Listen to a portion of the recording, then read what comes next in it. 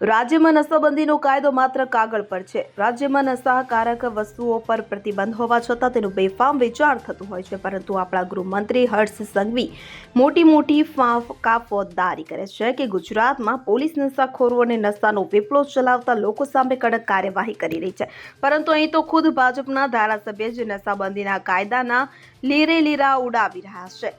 મળતી માહિતી મુજબ સુરેન્દ્રનગરના મૂળી તાલુકાના ગઢડા ગામે ધાર્મિક કામ માટે ગયેલા ચોટીલાના ભાજપના ધારાસભ્ય શ્યામજી ચૌહાણે નશો કરવાની વાત કરવા લાગ્યા હતા। ગુજરાતમાં અફીણની ખેતી પર અને તેનો નશો કરવા પર પ્રતિબંધ છે, છતાં તેઓ અફીણનો નશો કરતા બંધાણીઓને એક બનવા હાકલ કરી હતી। એટલું જ નહીં, પરંતુ નશો કરવાનો પરવાનો આપવા ભૂપેન્દ્ર પટેલની સરકાર સામે બગાવત કરવા સંગઠિત બની સરકાર સામે મોરચો માંડવા વાત કહી હતી।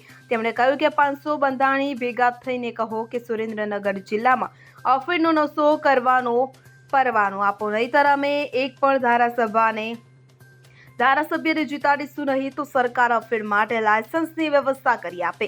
ગુજરાતમાં અફીણની ખેતી અને વપરાશ પર કડક પ્રતિબંધ હોવા છતાં ભાજપના ધારાસભ્યની આ હાકલે ગૃહ વિભાગની કામગીરી પર ગંભીર સવાલો ઊભા કર્યા છે। જો સરકારના જ ધારાસભ્ય ખુલ્લેઆમ નશાને પ્રોત્સાહન આપે તો સામાન્ય નાગરિકો પાસેથી કાયદાનું પાલન કેવી રીતે અપેક્ષાય? આ ઘટનાએ ગૃહમંત્રી હર્ષ સંઘવીની નશામુક્તિ ગુજરાતની બડાઈઓને ખોટી સાબિત કરી દીધી છે।